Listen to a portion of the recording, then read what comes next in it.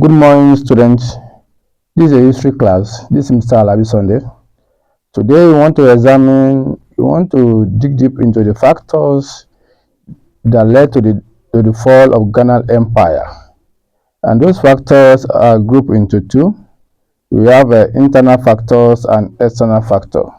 Before we go into the nitty-gritty of today's lecture, let's quickly look at what we did last time. Last time we talked about the factors that orchestrated the rise of Ghana Empire. We talked about those things that make the Ghana Empire to become a giant empire in their own time. Firstly, we talked about the geographical locations. We talked about good governance. We talked about the revenue, military strength. These are the factors that help Ghana to become a great empire. But today now we are going to examine the factors that led to the fall of Ghana Empire. Firstly, we are going to look at the internal factors. The number one is poor communication. Whenever about poor communication, there was poor network road from the capital of Ghana then, which was called Kumbi Salem, and the other remote area, and which makes it very difficult for the rulers in the Kumbi Salem to able to have quick access and able to send messages to those remote areas of the empire, and which affected the capacity of the king of Ghana Empire then to able to have absolute control over all the Ghana Empire, and some of these villages and towns revolted against his rulership, and which later weakened the Ghana Empire. And the number two was a succession dispute, succession problems. And when you have a succession problem, after a king died, the person to be chosen as the next king always cause a huge crisis, and which makes because there was no well-defined procedure of selecting a new king, or well-defined established system that will enthrone a new king. And this always generates a lot of problem then, because the tussle for struggle for power really threatened the Ghana Empire, which weakened the Ghana Empire.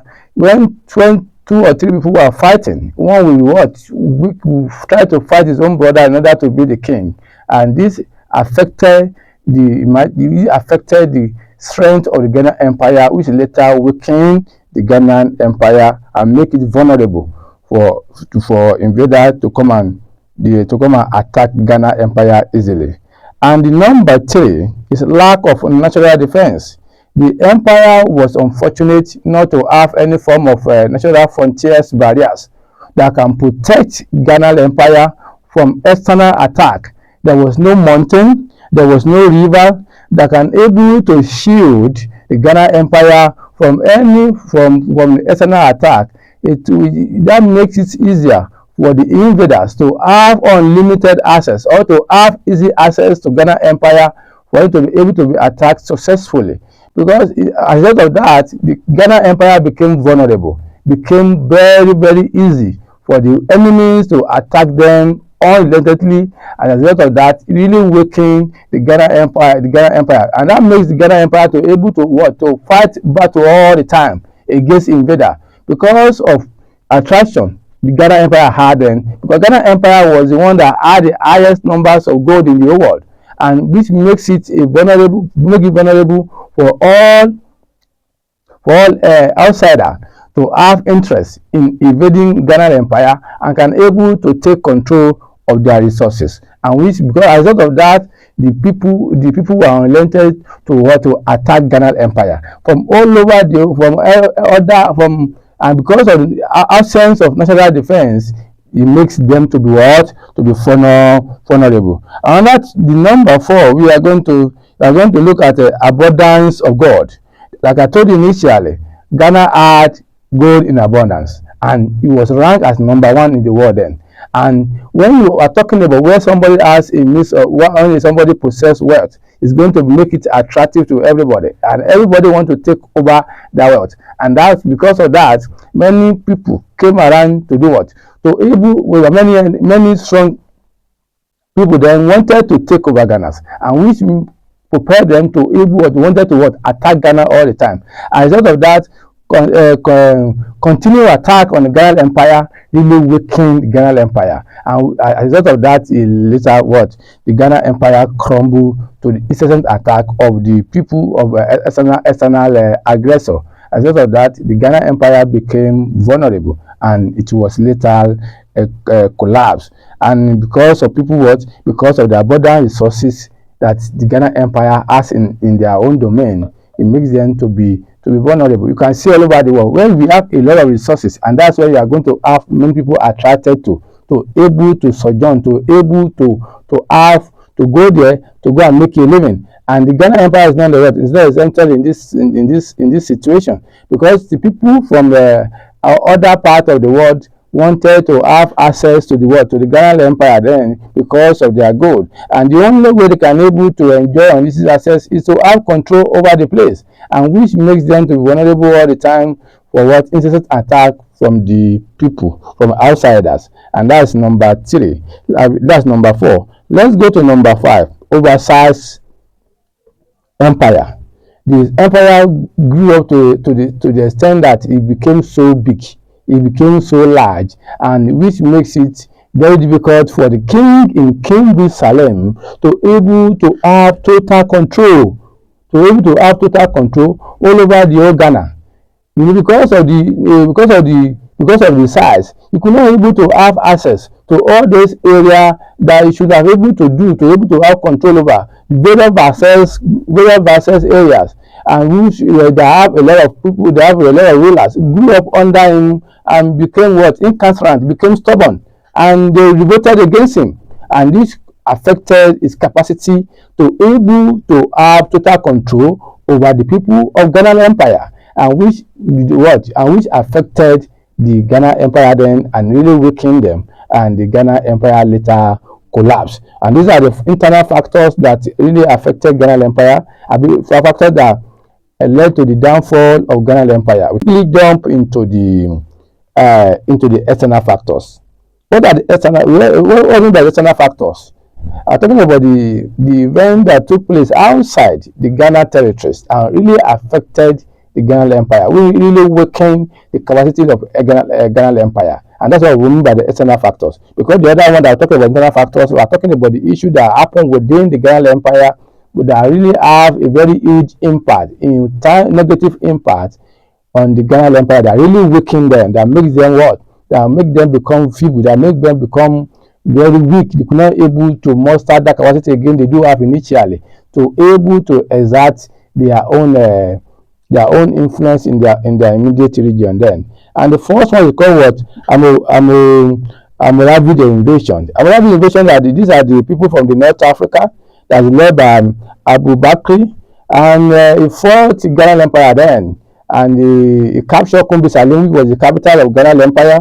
And the essence of doing that, because the North Africans are those ones that brought Islam to West Africa, and they wanted to spread the gospel of Islam to the Ghana Empire then, and which they waged the war against them, and but unfortunately they won the war, but later the Ghana Empire recaptured their own territory back from this Almoravid, and they became they back to the status quo again. That is, the Almoravid was chased away, and they regroup and they send those one packing from their own territory. I'm talking about the Almoravid invasion. You all know that all these injuries is disguise, trying to fight Ghana in the name of, like, they also have interest in the what? In the gold trade. Like I told you, under the internal factors, that Ghana was the capital of gold, and that means what? They had gold in abundance. They had huge deposit of gold in Ghana, and which all makes them to be attractive to other set of ethnic groups. They wanted to partner or relate or have total control of Ghana, and which all And these are and this really really affected them a lot, because this they make them vulnerable and attractive for attack. And one of them, Almoravid, was came to attack Ghana Empire in the name of trying to spread Islam. But at the same time, the undertone there was that they also had interest in engage in trade, in good trading activities. And the number two is what we call invasions by the Sumanguru.